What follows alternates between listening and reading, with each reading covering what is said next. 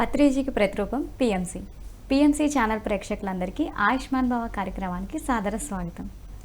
వ్యసనాలు మరియు వాటి పర్యవసానాలు అనే అంశంపై మనతో మాట్లాడడానికి మన ముందు ఉన్నారు ఆక్యుపంక్చర్ మరియు traditional medicine specialist professor doctor PS Sagar గారు.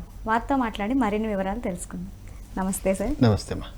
సార్, అసలు వ్యసనాలు అంటే ఏంటి సార్? నాకు తెలిసి ఆల్కహాల్ ఎడిక్షన్ ఒకటి తెలుసు సార్, స్మోకింగ్ ఒకటి తెలుసు సార్. ఇంకేముంటాయి సార్ వ్యసనాలు అంటే? చాలా ఉన్నాయమ్మా. వ్యసనాలు అంటే మనకు ఒక రకంగా బానిసగా మారిపోవడం, బానిస ఆలోచన రావడం.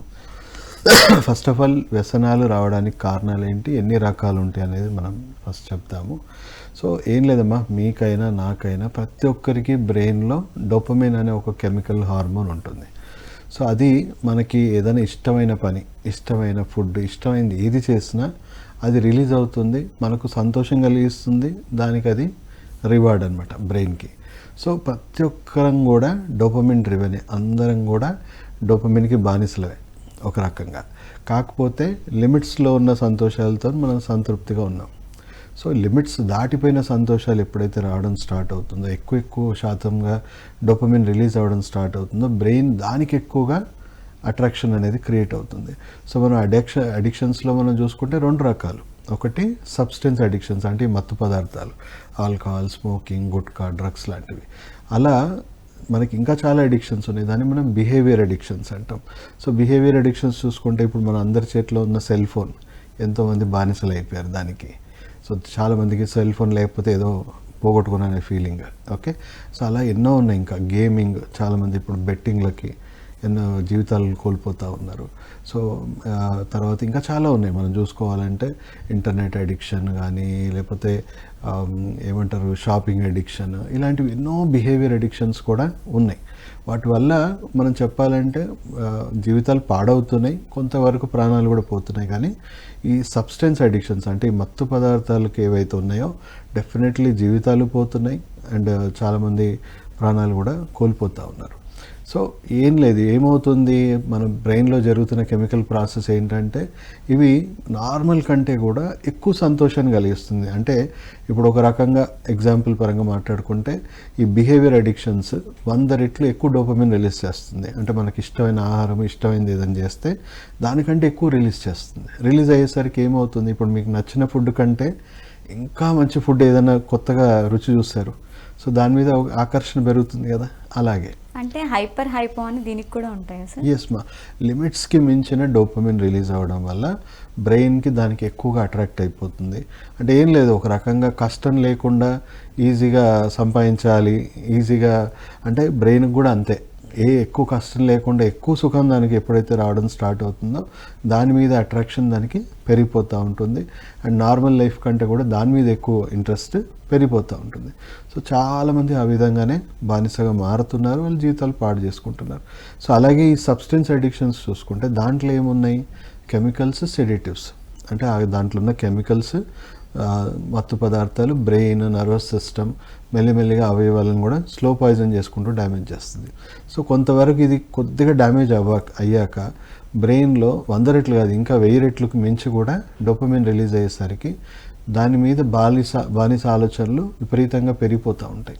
సో మనం చూసుకుంటే స్టేజెస్ ఆఫ్ అడిక్షన్ అంటాం. ఎన్ని స్టేజెస్ ఉన్నాయని చూసుకుంటే, ఏదో ఫస్ట్ స్టేజ్లో క్యాజువల్గా ఫ్రెండ్షిప్లోనో అలా స్టార్ట్ చేస్తారు, అలా మెల్లిమెల్లిగా దాని దగ్గర అవుతారు.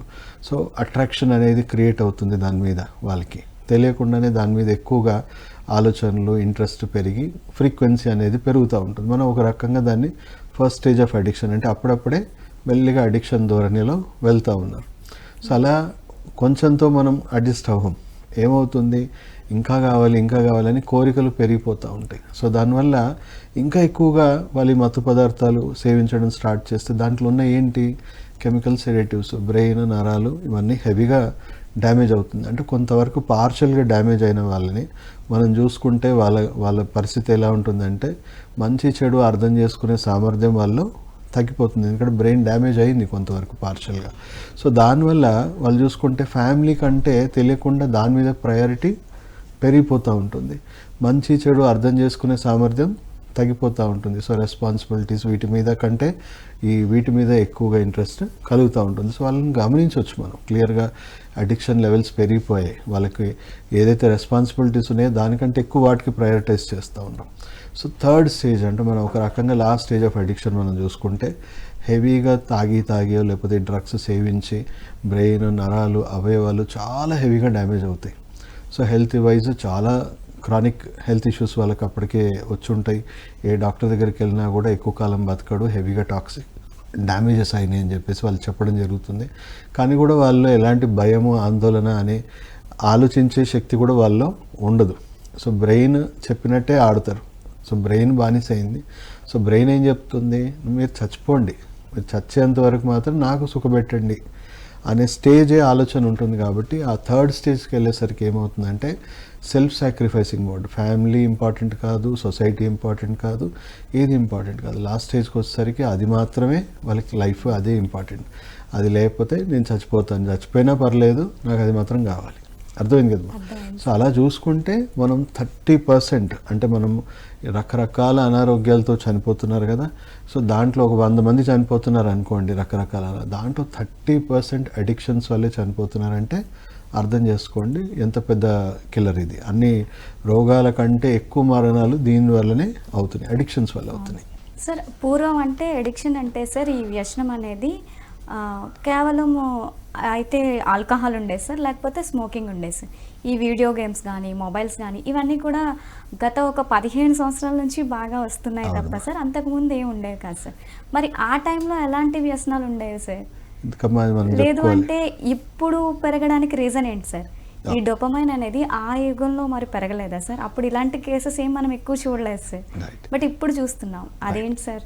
ఇప్పుడు ఏం లేదమ్మా, మనకు ఆ టైంలో ఎక్కువగా, ఆ టైంలో కూడా ఈ కళ్ళు అంటే ఇవన్నీ ఉన్నాయి, న్యాచురల్ ఆల్కహాల్స్ ఇవన్నీ ఉన్నాయి.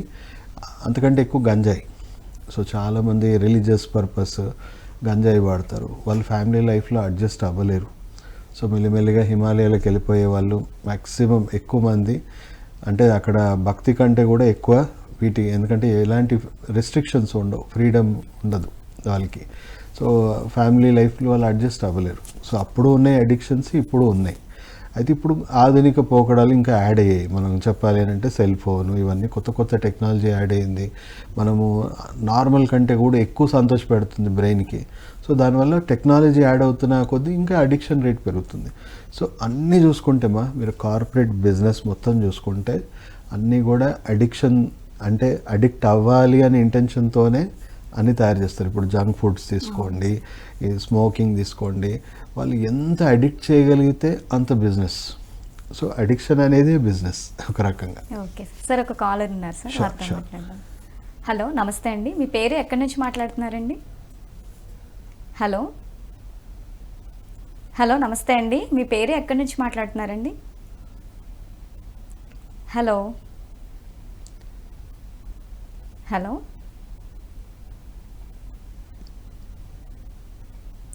కొంచెం సిగ్నల్లోకి వచ్చి మాట్లాడండి. హలో, ఓకే సార్, కట్ అయినట్టు. ఈ అడిక్షన్ అన్నారు కదా సార్, సో అయితే ఇప్పుడు ఆ హార్మోన్ రిలీజ్ అవ్వడానికి అలా దానికి కారణం ఏంటి సార్? అదేమా, అంటే మీకు ఆల్రెడీ చెప్పిన విషయం ఏంటి, ప్రతి ఒక్కరు, మీకైనా నేనైనా ఎవరమైనా కూడా అందరం సంతోషంగా ఉండాలనే కోరుకుంటాం. ఎవరు బాధలు దుఃఖాలతో బతకాలని అనుకోం. సో ఒక రకంగా చెప్పాలంటే డోపమైన్ అనేది చాలా మంచి హార్మోన్. లిమిట్స్ దాటిపోతే దానంత చెడ్డ హార్మోన్ కూడా లేదు.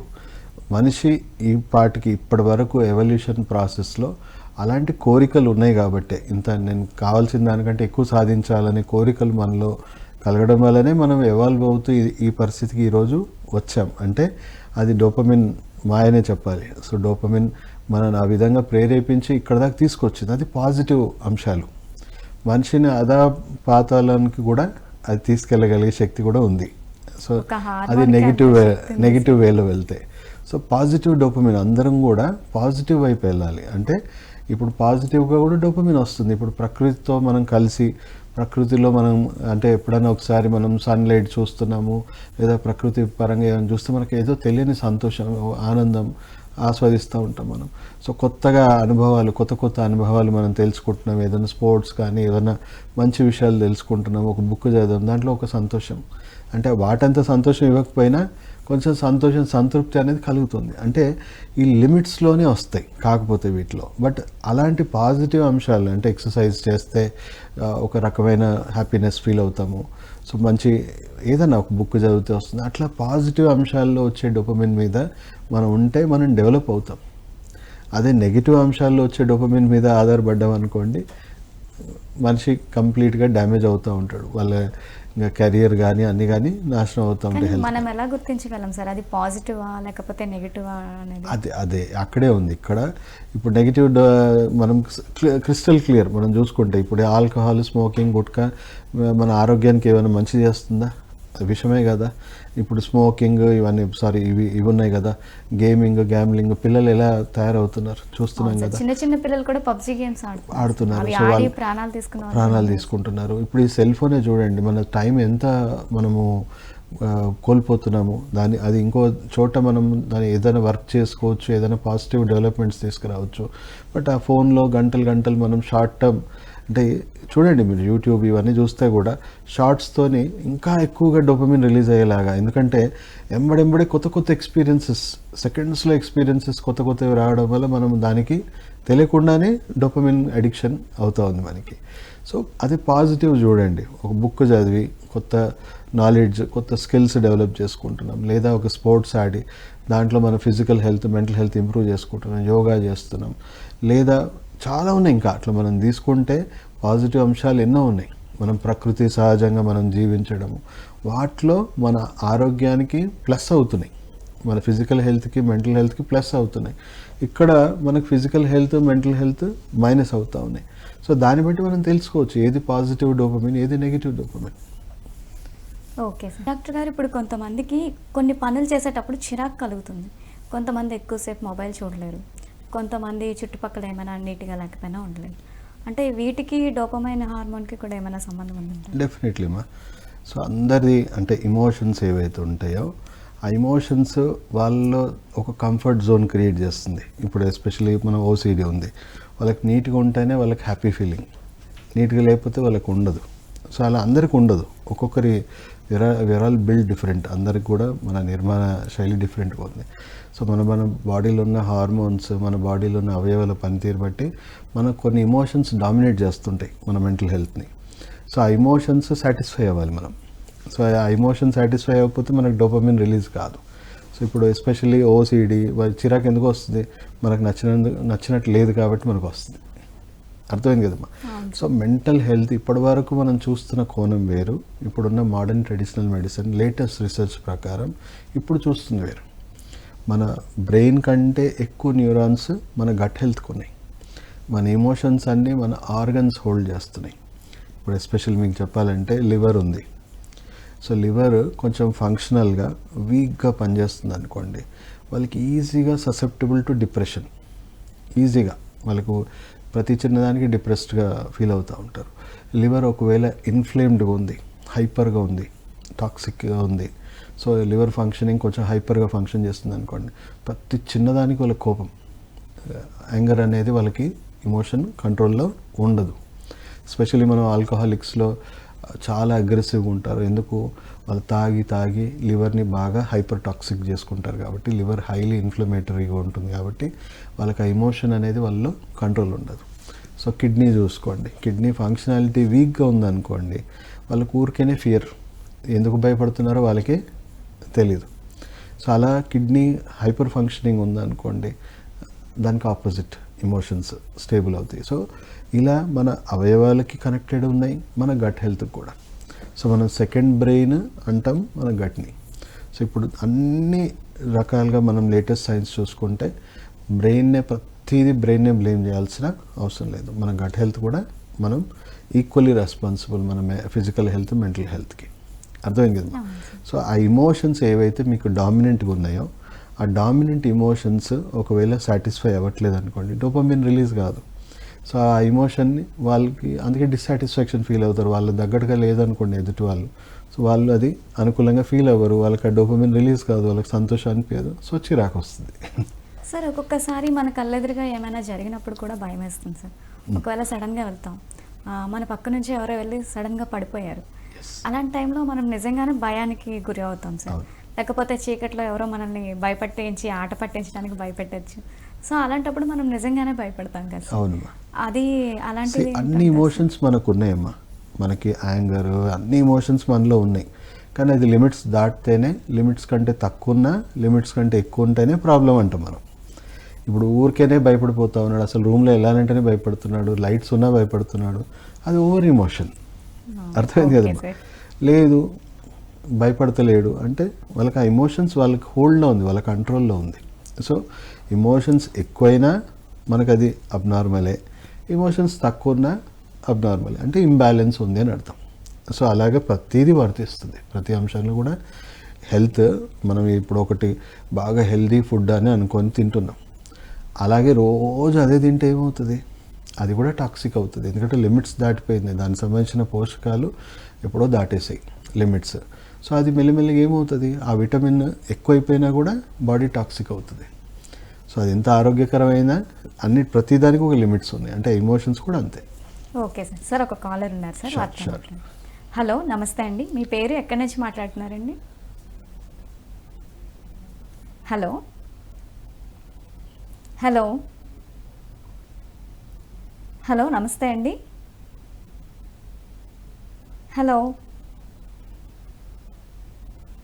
సార్, ఏదో నెట్వర్క్ ఇష్యూ. సార్ నేను కొంతమందిని చూశాను సార్, కొంతమంది ఎక్కువసేపు టీవీ చూసినా, మొబైల్ చూసినా చాలా చిరాకు పడుతూ ఉంటారు సార్. ఒక హాఫ్ అన్ అవర్ కన్నా ఎక్కువ చూడలేరు. నేను వాళ్ళని చూసేటప్పుడు అనుకునేదాన్ని, అరే ఈ జనరేషన్లో మొబైల్ చూడడానికి చిరాకు పడే వాళ్ళు ఉంటారా, ఈ జనరేషన్లో టీవీ చూడడానికి చిరాకు పడే వాళ్ళు ఉంటారా అని. అంటే వాళ్ళలో డోపమైన్ అనే హార్మోన్ కరెక్ట్గా ఉన్నట్టా సార్? కరెక్ట్గా అంటే ఒకటమ్మా, వాళ్ళ దాంట్లో సాటిస్ఫాక్షన్ లేదు, వాళ్ళ దాంట్లో వాళ్ళకి రావట్లేదు, డోపమైన్ ఎక్కువ రిలీజ్ అవ్వట్లేదు. సో ఆబ్వియస్లీ వాళ్ళు దాంతో కంఫర్టబుల్గా లేరు. వేరే వాళ్ళకి ఓవర్గా రిలీజ్ అవుతుంది, చాలా హ్యాపీగా ఉన్నారు, గంటలు గంటలు కూర్చున్న వాళ్ళకి ఏం అవ్వట్లేదు. సో వాళ్ళు సాటిస్ఫైడ్గా ఉన్నారు. సో డిఫరెన్స్ అది. Okay sir. సార్ కాలర్ ఉన్నారు సార్. హలో, నమస్తే అండి. సార్ నమస్తే సార్. నా పేరు కృష్ణ గౌడు. చెప్పండి సార్, ఎక్కడి నుంచి సార్? కర్నూలు. ఓకే సార్, మీ సమస్య ఏంటో డాక్టర్ గారితో చెప్పండి. చెప్పండి సార్. నమస్తే, చెప్పండి సార్. ప్రాబ్లం ఏంటో చెప్పండి సార్. ఎర్నియాకు ట్రీట్మెంట్ ఉందా సార్? ఉంది సార్, ఉంది. కొంతవరకు ఒక 2 స్టేజెస్ 3 స్టేజెస్ వరకు అయితే చేయొచ్చు. అడ్వాన్స్ స్టేజ్ ఉంటే డెఫినెట్లీ సర్జరికల్గా వెళ్ళడమే బెటర్. నాకు నియర్లీ 3 years అయింది సార్. కొంచెం కడుపులో పెయిన్ వస్తుంది, కొంచెం లైట్ గా వాపు ఉంది అంతే. లైట్ గా ఉంటే మనం నాన్ సర్జికల్, అది ఏం లేదు సార్. ఆ కండరం ఏదైతే ఉంటుందో మనకు వీక్ అయిపోవడం వల్ల అది బల్జ్ అవుతూ ఉంటుంది. సో మళ్ళీ ఆ కండరాలు కొలాజన్ లెవెల్స్ మనం అక్కడ ఇంక్రీజ్ చేసుకొని మనకు అక్కడ గట్ హెల్త్ అంతా కూడా మనం కరెక్ట్ చేసుకుంటే మళ్ళీ మెల్లమెల్లగా రిస్టోర్ అవుతుంది, స్ట్రెంగ్తన్ అవుతుంది.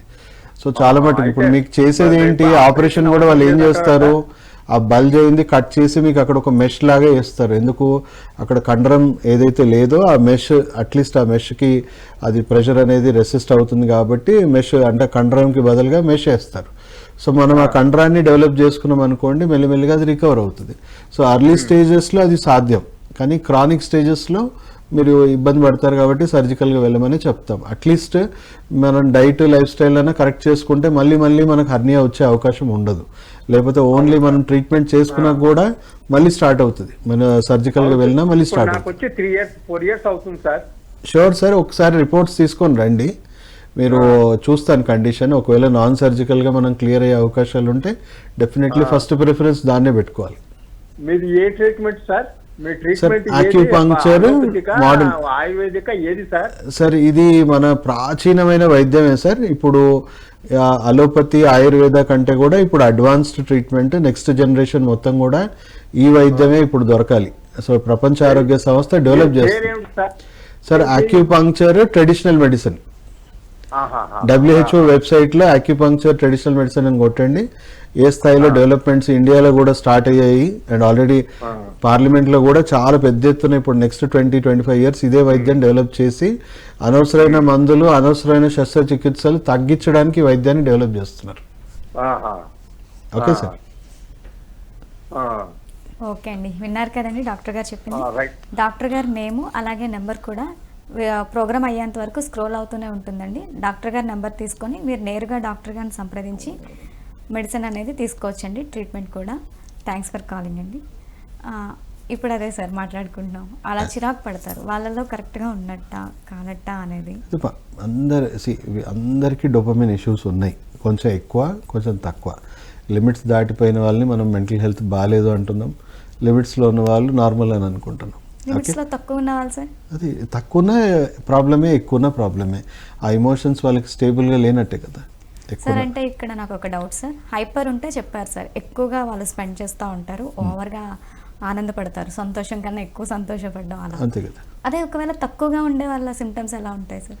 తక్కువగా వాళ్ళు ఇప్పుడు మీరు చూసారు కదా, వాళ్ళు ఎంజాయ్ చేయలేకపోతున్నారు, వాళ్ళు అడ్జస్ట్ అవ్వలేకపోతున్నారు, ఇమడలేకపోతున్నారు సిచ్యువేషన్స్ని. ఆ ఎమోషన్స్ వాళ్ళకి సరిగా డిస్ప్లే అవ్వట్లేదు, ఎదుటి వాళ్ళకి అది కమ్యూనికేట్ చేసే పద్ధతిలో వాళ్ళకి ఇబ్బంది పడుతూ ఉన్నారు. సో దాన్ని మనం హైపో కండిషన్స్ అని చెప్పొచ్చు, ఎందుకంటే వాళ్ళకి ఆ ఎమోషన్ని హోల్డ్ చేసే కేపబిలిటీ లేదు, వాళ్ళు ఎక్కువగా కమ్యూనికేట్ చేయలేకపోతూ ఉంటారు. అయితే సార్ అసలు ఈ హార్మోన్ని ప్రేరేపించేది ఏంటి సార్ అసలు అలా హైపర్ అవ్వడానికి? అదేమా, ఇప్పుడు మీరు దేంట్లో సంతోషపడే తత్వం ఉందో అది అప్పుడే రిలీజ్ అవుతుంది. అంటే ఏదైనా మీకు నచ్చిన పని ఏది చేసినా, నచ్చిన ఆహారం, నచ్చిన వ్యవహారం ఏదున్నా కూడా మనకు అది ఆటోమేటిక్గా బ్రెయిన్లో డోపమిన్ అనేది రిలీజ్ అవుతుంది, అప్పుడే మీరు సంతోషపడతారు, అది దానికి రివార్డ్. డోపమైన్ కరెక్ట్గా ఉండే వాళ్ళ లక్షణాలు ఎలా ఉంటాయి సార్? బ్యాలెన్స్డ్గా అంటే అందరం ఇప్పుడు ఎవరైతే మెంటల్గా ఇల్నెస్ లేదు అన్న వాళ్ళు అందరూ బ్యాలెన్స్డ్గా ఉన్న వాళ్ళే కదా. దేనికి అడిక్షన్ లేదు, కంట్రోల్లో ఉన్నారంటే వాళ్ళు నార్మల్ అనుకోవాలి. అందరికీ ఎంతో కొంత ప్రాబ్లం ఉంటుంది, బట్ దాన్ని బ్యాలెన్స్డ్ వేలో ఉన్న వాళ్ళకైతే మనకి ఇష్యూ లేదు. అంటే ఫుడ్ ద్వారా కానీ లేకపోతే మన లైఫ్ స్టైల్ చేంజెస్ వల్ల కానీ ఈ హార్మోన్ ప్రభావం ఏమి ఉండదు అంటారా సార్? ఆబ్వియస్లీ ప్రతిదీ డైట్, లైఫ్ స్టైల్, మన 90% మనకు వచ్చే అనారోగ్యాలు, మరణాలు అన్నీ కూడా diet, life style, stress, immunity, ఈ 4 కూడా ఎవరికి వాళ్ళే కదా చూసుకోవాలి. డాక్టర్సో లేకపోతే ఇన్సూరెన్స్ కంపెనీసో చూసుకోవాల్సిన విషయం కాదు కదా. సో జనాలకి ఇప్పుడు ఆ విషయం అవగాహన లేదు. 90% మరణాలు అవుతున్నాయి అని అంటే ఎలా జీవించాలి, ఎలాంటి జీవనశైలి పాటించాలి, ఎలాంటి ఆహారం తినాలో తెలియదు ఇప్పుడు. అందుకే అన్ని మరణాల సంఖ్య పెరిగిపోయింది. అందుకే ప్రపంచ ఆరోగ్య సంస్థ ఈ వైద్యాన్ని డెవలప్ చేయడానికి ముఖ్య కారణం అదే. జీవనశైలి వ్యాధులని దీర్ఘకాలికంగా మెడిసిన్స్ వాడించడమో, వాళ్ళని జస్ట్ సిమ్టమ్స్ని కంట్రోల్ చేయడానికి, లేదా వాళ్ళని శస్త్రచికిత్సల వరకు తీసుకెళ్ళడం అనేది తప్పు. ఇప్పుడు ఆ తట్టుకునే శక్తి సామర్థ్యాలు ఇప్పుడున్న ఆధునిక మనిషికి లేవు. సో మనం మళ్ళీ ప్రాచీన వైద్యం ఏదైతే ఉందో సైంటిఫిక్గా అప్గ్రేడ్ చేసి అనవసరమైన మందులు, అనవసరమైన శస్త్రచికిత్సలు తగ్గించడానికే అక్యుపంక్చర్ మరియు ట్రెడిషనల్ మెడిసిన్ వైద్యాలను ముందు తీసుకొస్తుంది, మోడర్నైజ్ చేసేస్తుంది. సో నెక్స్ట్ 25-30 ఇయర్స్ మనం ఈ వైద్యానికే ఆధారపడి ఉండాలి. ఎందుకంటే యాంటీబయాటిక్ రెసిస్టెన్స్ అనేది పీక్లో ఉంది. అంటే ఇప్పుడు ప్రతి చిన్నదానికి మెడిసిన్ వాడడం అనేది కరెక్ట్ కాదు. ఎందుకంటే మీకు అనుకోకుండా, అంటే అలోపతి వైద్యం మంచి వైద్యం కాదని కాదు, చాలా అద్భుతమైన వైద్యం, కానీ దాన్ని ఎక్కడ వాడుకోవాలి? ఎమర్జెన్సీలో విషంతోనైనా ప్రాణాన్ని కాపాడాలి అన్నప్పుడు విష ప్రయోగం జరగాలి. సో ఆ టైంలో యాంటీబయాటిక్స్ పనిచేయలేదనుకోండి, చిన్న సర్జరీ అయినా పెద్ద సర్జరీ అయినా యాంటీబయాటిక్ రెసిస్టెన్స్ వచ్చిందనుకోండి, ఇన్ఫెక్షన్స్తో చనిపోతారు. సో ఇప్పుడు ఆ మరణాల సంఖ్య పెరిగిపోయింది, విపరీతంగా 10 లక్షల పైన చనిపోతున్నారు. దేనివల్ల? మెడిసిన్ సైడ్ ఎఫెక్ట్స్ తట్టుకోలేక. అర్థమైందమ్మా? రోగాల కంటే ఇప్పుడు వైద్యమే హానికరంగా మారిపోయింది. సో దాన్ని బ్యాలెన్స్ చేయడానికి ఇప్పుడు ఈ వైద్యాల అవసరం చాలా వచ్చింది. Okay sir. సార్ ఇప్పుడు మన దగ్గరకు వచ్చే ఒక పేషెంట్కి ఈ డోపమైన్ హార్మోన్ లోపం ఉందని మనం ఎలా ఐడెంటిఫై చేస్తాం సార్? ఒక్కటి, మా వాళ్ళు ఏదో ఒక వ్యసనము, ఏదో ఒక ఇష్యూతోనే వస్తారు. చాలా తక్కువ మంది సెల్ఫ్ అవేర్నెస్తో వచ్చేది. తక్కువ అంటే అర్లీ స్టేజెస్లో ఎవరు వస్తున్నారు మనం చూసుకుంటే, అంత హెల్త్ కాన్షియస్ ఎవరికి టైం లేదు, అందరూ ఊరుకులు పరుగులు జీవితాలే. సో ఎవరు కూడా బాడీలో వచ్చే మార్పు ఏంటో కూడా అబ్జర్వ్ చేయలేకపోతున్నారు. సో ఎవరైనా కూడా ఎప్పటి నుంచి స్టార్ట్ అవుతుంది, ఏ ప్రాబ్లం అయినా ఒక 2nd, 3rd స్టేజ్ దాటాక వాళ్ళు రెగ్యులర్ లైఫ్ ఇబ్బంది పడుతున్నారు అని వాళ్ళు గమనించాక అప్పుడే డాక్టర్ గుర్తొస్తారు. అప్పటిదాకా ఎవరు డాక్టర్తో అవసరం లేదు కదా. సో ఆబ్వియస్లీ అక్యూట్ కండిషన్స్లో డాక్టర్స్ దగ్గరికి రావడం అనేది మంచిది. చాలామంది ముదిరిపోయాక క్రానిక్ స్టేజ్లోనే ఎక్కువ శాతం మంది వస్తారు. సో అలా వచ్చిన వాళ్ళు మనం చూసుకుంటే ఇప్పుడు alcohol addiction, smoking, gutka, drugs, దీని గురించి మనం మాట్లాడుకుందాం, దీని ట్రీట్మెంట్ ఎట్లా అనేది. సో దాంట్లో కూడా మనం చూసుకుంటే అక్యూట్ స్టేజెస్, ఇప్పుడు మనకి ఈ మధ్య ఫ్రెండ్షిప్లో స్టార్ట్ అయ్యింది, ఓ 6 months 1 year నుంచే ఉన్నాడు, ఇంకా పూర్తిగా fully 2nd stage 3rd stage వెళ్ళలేదు కదా. తక్కువ టైంలోనే వాళ్ళని మనం క్యూర్ చేసేసుకోవచ్చు, ఎందుకంటే వాళ్ళు అంత ఓవర్గా అడిక్ట్ అవ్వలేదు, ఇంకా దాని మీద హెవీ డిపెండెన్సీ క్రియేట్ అవ్వలేదు, శరీరం కూడా ఎక్కువగా డ్యామేజ్ అవ్వలేదు. సో అలాంటి పక్షాన్ని మనం తక్కువ టైంలో అవుతుంది. కానీ ఎప్పుడు గుర్తొస్తుంది? ఇంట్లో బాగా ప్రాబ్లమ్స్ క్రియేట్ అయ్యి డ్యామేజ్ అయిపోయి physical health mental health damage అయ్యాకనే వస్తారు. అంటే మోస్ట్లీ సెకండ్ స్టేజ్లో వచ్చే వాళ్ళు కూడా చాలా తక్కువ మంది, థర్డ్ స్టేజ్ ఫైనల్ స్టేజ్లో ఉన్న వాళ్ళు ఎక్కువ మంది వస్తారు. సో కొంచెం ఇప్పుడు కొంచెం కాన్షియస్నెస్ పెరగడం వల్ల సెకండ్ స్టేజ్ కూడా వస్తున్నారు ఈక్వల్గా చెప్పాలంటే. సో అలాంటి వాళ్ళలో మళ్ళీ 2 రకాలు. కొంతమంది ట్రీట్మెంట్కి కోఆపరేట్ చేయరు, కొంతమంది ట్రీట్మెంట్కి కోఆపరేట్ చేస్తారు. అంటే నా దగ్గరకు వచ్చే పేషెంట్స్లో, అడిక్షన్ పేషెంట్స్లో 20% పేషెంట్ సెల్ఫ్గా వస్తారు. నేను ఎంత ట్రై చేసినా నేను మానలేకపోతున్నాను సార్, కొంచెం మీరు హెల్ప్ చేయండి అని ఫ్యామిలీ మెంబర్స్ పట్టుకొని వస్తారు. అలాంటి వాళ్ళని మనం physical health, mental health and వాళ్ళ అడిక్షన్స్ పూర్తిగా క్యూర్ చేయడానికి మనం ట్రీట్మెంట్ ఇవ్వచ్చు. కానీ 80% రారు. అలాంటి వాళ్ళకి తెలియకుండానే మనం వైద్యం ఇస్తాం. వాళ్ళ హెల్త్ కండిషన్ పూర్తిగా పేషెంట్ కేర్ టేకర్స్తో మాట్లాడతాం, వాళ్ళకి చెప్తాము. ఎందుకంటే వాళ్ళు రారు, ఏ ట్రీట్మెంట్ కోఆపరేట్ చేయరు. సో వాళ్ళకి ఎలా ఉండాలి ట్రీట్మెంట్ అంటే, నేనే మానేసాను అనే ఫీలింగ్తో ఉండాలి. వాళ్ళు ఇంకొకరు కంట్రోల్ చేస్తే వాళ్ళకి నచ్చదు. సో వాళ్ళు కంట్రోల్ చేయబడడం వాళ్ళకి నచ్చదు. సో అలాంటి వాళ్ళకి ఏం చెప్తామంటే, ఫ్యామిలీ మెంబర్స్ మా దగ్గరికి వస్తే వాళ్ళ ఫిజికల్ హెల్త్, మెంటల్ హెల్త్ ఎలా ఉంది, వాళ్ళకి కేస్ హిస్టరీ మొత్తం తెలుసుకొని దాని ప్రకారం సేఫ్ నాన్ టాక్సిక్ మెడిసిన్స్ ఇస్తాం. ఎలాంటి సైడ్ ఎఫెక్ట్స్ ఉండవు, అనుకోకుండా ఇంట్లో చిన్నపిల్లలు తిన్నా ఎలాంటి ప్రాబ్లం లేదు. అలాంటి మెడిసిన్స్ వాళ్ళ ఫుడ్లో టేస్ట్లెస్గా ఇవ్వాలి. వాళ్ళకి చెప్తాం ఎలా టేస్ట్ తెలియకుండా ఎలా ఇవ్వాలి కూడా మేమే ట్రైన్ చేస్తాం మా హాస్పిటల్లో. సో పేషెంట్ ఫస్ట్ మంత్ నుంచే ఏమవుతుంది, వాళ్ళకి వచ్చే డోపమిన్ ఏదైతే ఉందో, ఏదైతే సంతోషపెడుతుందో వాళ్ళకి, అది తగ్గిపోతుంది బ్రెయిన్కి. సో దాంట్లో ఎలాంటి సంతోషం రావట్లేదు. బాగా నచ్చిన ఫుడ్ సడన్గా నచ్చని ఫుడ్లుగా మారిపోయింది. బలవంతంగా నచ్చని ఆహారం ఎంతకాలం తినగలరు? ఏమవుతుంది, బలవంతంగా తినిపిస్తే ఏమవుతుంది, వికారం వస్తుంది, అసహ్యం వస్తుంది. ఇంకా బలవంతం పెడితే వాళ్ళు జలగరించి వాంతులు అవుతాయి. అంటే ఒకసారి 2 సార్లు అలా అవుతాయి. అప్పటి నుంచి బ్రెయిన్ మారిపోతుంది. ఇంకా నాకు ₹1,00,00,000 సంపాదించిన వాడికి 100 కోట్లు సంపాదించాలనే పిచ్చి ఉంటుంది కదా, అలా కాదు, చాలు నేను దీంతో కూడా అడ్జస్ట్ అవుతా, నాకు ఎక్కువ వద్దు అని అప్పటి నుంచి బ్రెయిన్ మారడం స్టార్ట్ అవుతుంది. సో ఇక్కడ రూట్ కాజ్ ట్రీట్మెంట్ మనం అర్థం చేసుకోవాల్సింది ఏంటంటే, వాళ్ళు కాదు బానిస అయింది, బ్రెయిన్ బానిస అయింది. బ్రెయిన్ ఆడించినట్టే వీళ్ళు ఆడతారు. సో ట్రీట్మెంట్ ఎవరికి ఇవ్వాలి? బ్రెయిన్కే. వీళ్ళని కూర్చోబెట్టి ఒట్లేపించి గంటలు కౌన్సిలింగ్ ఇచ్చినా వాళ్ళ బ్రెయిన్ ఒప్పుకోదు. సో వాళ్ళు మళ్ళీ అదే పని చేస్తారు. అర్థమైంది కదమ్మా? సో తెలియకుండా ఇస్తూ ఉంటే బ్రెయిన్ కంఫర్ట్ జోన్ పోతుంది, బ్రెయిన్ ఎంజాయ్మెంట్ పోతుంది. 1-2 సార్లు వామిటింగ్ అయితే అవ్వచ్చు. అయ్యాక అప్పటి నుంచి ఇంకా మారిపోవడం స్టార్ట్ అవుతూ ఉంటుంది. సో ట్రీట్మెంట్ కోర్స్ రన్ అవుతూ ఉంటే alcohol addiction, smoking, gutka, drugs కొంచెం ఒక్కొక్క దాని టైం లైన్ డిఫరెన్స్, కానీ ఆల్మోస్ట్ ఆల్కహాల్ పరంగా చూసుకుంటే 4 మంత్స్లో ఆపేస్తారు పూర్తిగా. అసలు ఫస్ట్ మంత్లో 50% ఆపుతారు, మెల్లిమెల్లిగా స్టేజెస్ వైజ్ 4 మంత్స్లో పక్కవాడు తాగుతుంటే కూడా లేసి వెళ్ళిపోతారు, అమ్మ నా వల్ల అవ్వట్లేదని.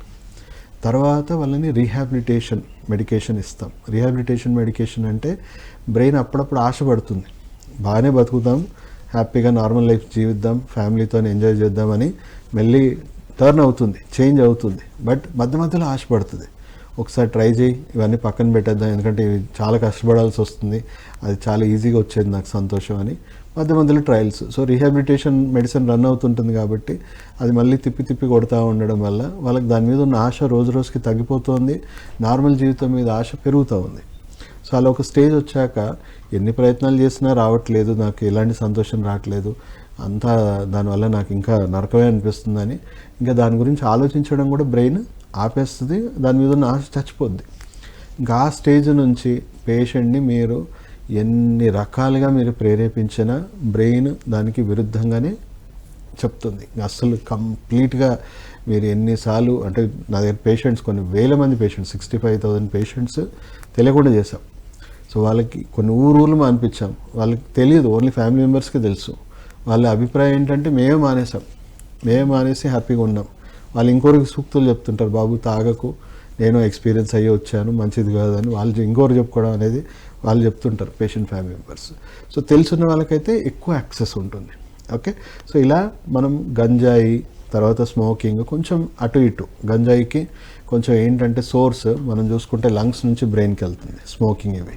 సో లంగ్స్ మీద ఎఫెక్ట్ రావడానికి కొంచెం టైం ఎక్కువ తీసుకుంటుంది. సో వాళ్ళకి 6 months to 8 monthsలో రిజల్ట్ స్టార్ట్ అవుతుంది. అదే గుట్కా అలాంటివి అయితే ఆల్మోస్ట్ అది కూడా 6 to 8 months పడుతుంది. నెక్స్ట్ ఈ బిహేవియర్ చాలా బాగుంది సార్. అసలు వాళ్ళకే కూడా తెలియకుండా వాళ్ళతో మందు మాన్పించడం అనేది చాలా కష్టం సార్. చాలామందికి ఏంటంటే వాళ్ళు తినేటప్పుడు తాగేటప్పుడు ఆ మందు ఏదైతే యూస్ చేస్తారో అది తెలియడం వల్ల చాలా మంది అసలు మందు తీసుకోరు సార్. ఇంకొకటి ఏంటంటే మీరు అన్నట్టు సార్ ఎవరో చెప్తే మేము వినేదేంటి అంటే మాకు బుద్ధి లేదా అనే ఫీలింగ్ చాలా ఈగో ఇష్యూస్ ఉంటాయి మా వాళ్ళు ఎవరికి ఇంకొకరు వాళ్ళని కంట్రోల్ చేయడం అస్సలు నచ్చదు. కాబట్టి మెడిసిన్ మాత్రం చాలా బాగుంది సార్. సార్ ఒక కాలర్ ఉన్నారు సార్. ప్లీజ్. హలో నమస్తే అండి, మీ పేరు ఎక్కడి నుంచి మాట్లాడుతున్నారండి? మాది పిడుగురాలమ్మా.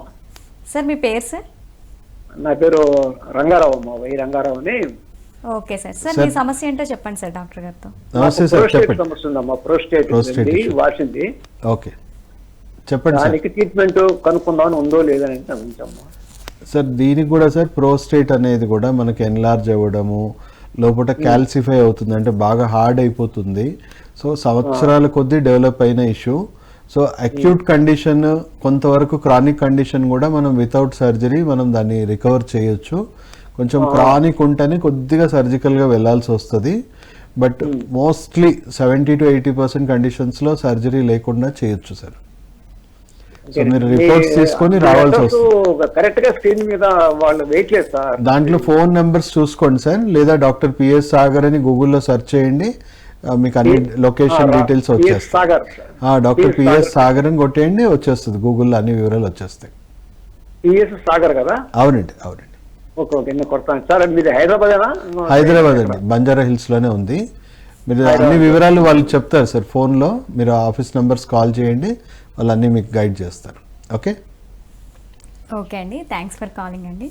అడ్రస్ మొత్తం రాదండి, డాక్టర్ గారి నేము అలాగే ఫోన్ నెంబర్ వస్తుందండి. అవి ప్రోగ్రామ్ మధ్య మధ్యలో వేస్తూ ఉంటామండి. మీరు దాన్ని అబ్జర్వ్ చేసి నోట్ చేసుకొని సార్ని సంప్రదించాలండి. థ్యాంక్స్ ఫర్ కాలింగ్ అండి. సార్ ఇప్పుడు కొన్ని చిట్కాలు కూడా ఉంటాయి సార్. అంటే మనం వైద్యం వరకు వెళ్లకుండా యాక్చువల్లీ మనకి ఆల్కహాల్ తాగేటప్పుడు టాక్సిన్స్ అనేవి ఉంటాయి. అవి మన బాడీలోకి వెళ్ళడం వల్ల దానికి మనం ఎడిక్ట్ అయిపోయి మనం మళ్ళీ మళ్ళీ అదే పని చేస్తూ ఉంటాం. ఇప్పుడు మీరు చెప్పారు సార్, డోపమైన్ అనే హార్మోన్ హైపర్గా రిలీజ్ అవ్వడం వల్ల అని. దీనికి కొన్ని నేను విన్నాను సార్, కరక్కాయ పౌడర్లో యాంటీ టాక్సిన్స్ ఉంటాయి. సో దాన్ని కనుక మనం రోజు డైలీ మార్నింగ్ లూక్ వామ్ వాటర్లో కొంచెం గోరువెచ్చని నీటిలో కలుపుకొని తాగితే, అలా కొద్ది రోజులు తాగేసరికి మనకి డ్రింకింగ్ అంటే అసహ్యం వేస్తుంది అని కొంతమంది నేను చెప్పడం విన్నాను సార్. సో ఇలాంటివి కూడా చేసి మనం మన ఎడిక్షన్స్ని మార్చుకోవచ్చు అంటారా సార్? పూర్తిగా అయితే హెల్ప్ అవ్వదమ్మా, పార్షల్గా హెల్ప్ అవుతుంది. దాంట్లో కొన్ని ఇంగ్రీడియంట్స్ ఉన్నాయి, అది కొంతవరకే హెల్ప్ చేస్తుంది. అలా మనం ఒక 7-8 మంచి హర్బ్స్ ఉన్నాయి, అవి కరెక్ట్ కాంబినేషన్ ప్రపోర్షన్లో ఇవ్వాలి. సో మనము హోమ్ రెమెడీస్తోని పూర్తిగా రికవర్ అవుతామంటే అవ్వదు. దానికి బదులు ప్రొఫెషనల్ హెల్ప్ తీసుకోవడం బెటర్. అర్థమైంది కదా? ఎందుకంటే అలాంటి ప్రయోగాలు చేసి పేషెంట్ ఇబ్బంది పడ్డాము, మీరు ఇబ్బంది పడ్డాం కంటే ప్రొఫెషనల్ గైడెన్స్ అనేది ఉంటే మీ కండిషన్ బట్టి ఏ కాంబినేషన్లో వాడాలి, ఎంత వాడాలి, ఎందుకు వాడాలి, ఇవన్నీ కూడా మీకు తెలిసి ఉండాలి. సో ఎప్పుడు కూడా టీవీ యాడ్స్ కానీ అవి చూసి ఎప్పుడు కూడా ప్రయోగాలు చేయకుండా ఉండడమే బెటర్. ఎందుకంటే మీరు ఏ కాంప్లికేషన్స్ ఉన్నాయి ఏంటి అనేది మనకు తెలియదు కదా. తెలియకుండా పేషెంట్ని మనం ఇబ్బంది పెడుతున్నామా లేదా బాగా చేసుకుంటున్నామా మనకు తెలియదు కదా. అవును సార్. సార్ దీనికి మనం ఎలా ట్రీట్మెంట్ చేస్తాం సార్ మన ఆక్యుపంక్చర్? ఆక్యుపంక్చర్ ఇప్పుడు మీరు చెప్పాలంటే అడిక్షన్స్ అన్నీ బ్రెయిన్కి లింక్ అయ్యే ఉన్నాయని చెప్పాం. డోపమిన్ వల్లనే లింక్ అయ్యి ఉంది. సో ఈ డోపమిన్కి కౌంటర్ హార్మోన్స్ ఉన్నాయి. దాన్ని మనం serotonin, melatonin, oxytocin, endorphins, so ఇవన్నీ పాజిటివ్ హార్మోన్స్.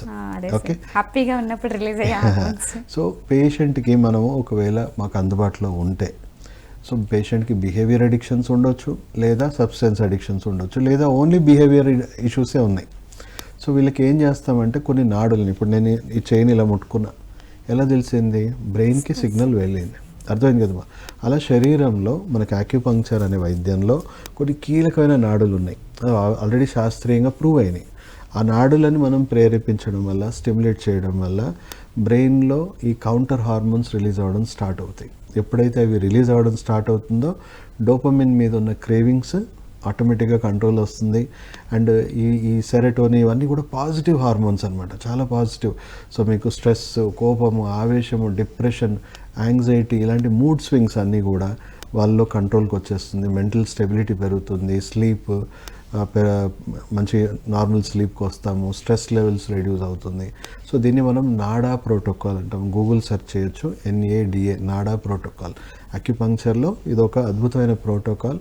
ఆల్మోస్ట్ WHO 140 కంట్రీస్లో అఫీషియల్గా గవర్నమెంటే ఫ్రీగా కమ్యూనిటీ సెంటర్స్లో పబ్లిక్కి ఫ్రీగా ఇస్తున్నారంటే అర్థం చేసుకోండి. అంటే వాళ్ళ ఫిజికల్ హెల్త్కి వాళ్ళ మెంటల్ హెల్త్ పరంగా ఎంతోమందికి ఎన్నో ఉంటాయి కదా, behaviour addictions, substance addiction. Just ఆ నాడులు స్టిమ్యులేట్ చేయడం వల్ల మన బ్రెయిన్లో ఉన్న ఆ న్యాచురల్ కెమికల్స్ని మనం రిలీజ్ చేసి మనకు ఉన్న డోపమిన్ మీద ఉన్న ఏదైతే అడిక్షన్ ఉందో తెలియకుండానే అవి కంట్రోల్ అవుతుంది. సో పేషెంట్స్ చేసాం మేము కొన్ని పేషెంట్స్. ఇప్పుడు ఒక పేషెంట్ డ్రగ్ అడిక్షన్లో ఉన్నారు, పెద్ద పోలీస్ ఆఫీసర్ వాళ్ళ అబ్బాయి అయినా. నేను జస్ట్ కేస్ స్టడీస్ అర్థం కాడని చెప్తున్నా. సో ఆయనకి ఏం చెప్పాము, వేరే హెల్త్ ఇష్యూ ఉంది, దాని పరంగా తీసుకొని వచ్చారు. దానికి ట్రీట్మెంట్ అంటే సర్వైకల్ స్పాండిలైటిస్కి ట్రీట్మెంట్ ఇచ్చుకుంటూ నెక్ పెయిన్ తగ్గించుకుంటేనే దానికి సంబంధించిన నాడులు కూడా స్టిమ్యులేట్ చేసాం. సో మెల్లిమెల్లిగా ఏమైందంటే నెక్ పెయిన్ తగ్గిపోయింది. కోర్స్ కంప్లీట్ అయ్యేలోపు మళ్ళీ ఆ పోలీస్ ఆఫీసర్ ఎంక్వైరీ చేశాడు, సార్ అసలు పోవట్లేదు ఆ డ్రగ్స్ వైపు, ఆలోచనలు కూడా రావట్లేదు, తీసుకున్న బాగా ఇబ్బంది పడ్డాడంట. అప్పటి నుంచి ఆ ఫ్రెండ్షిప్ నుంచి కొద్దిగా మెల్లిగా దూరం అయిపోయాడు. సో పేషెంట్కి తెలియకుండా కూడా ఈ రకంగా కూడా చేసాము కూడా చాలామందికి. ఇంకొక కేస్ స్టడీ, ఆయనకి సివియర్ థ్రాంబోసిస్, కాల్లో బ్లడ్ క్లాట్ అయిపోయింది. సో ఒక డాక్టర్ మాకు రెఫర్ చేశాడు ఆ కేసు. ఆయన జ్యువెలరీ బిజినెస్, చాలా హైపర్ స్ట్రెస్. అయితే ఆయనకి అది రావడానికి కారణమే ఓవర్గా smoking, heavy chain smoker. So ఆయనకు తెలియకుండా మేము ఏం చేసాము, నాకు తెలుసు కదా, ఆ ట్రీట్మెంట్ చేసాము, థ్రాంబోసిస్ అంతా క్లియర్ చేసాము. దాంతోపాటు అడిక్షన్కి ట్రీట్మెంట్ ఇస్తే ఏమైంది, ఆయన నాతో గొడవపడ్డాడు, సార్ నాకు స్మోక్ చేయబుద్ధి అవ్వట్లేదు, అసలు మీరు ఏమైనా దానికి ఏమైనా ట్రీట్మెంట్ ఇచ్చారా?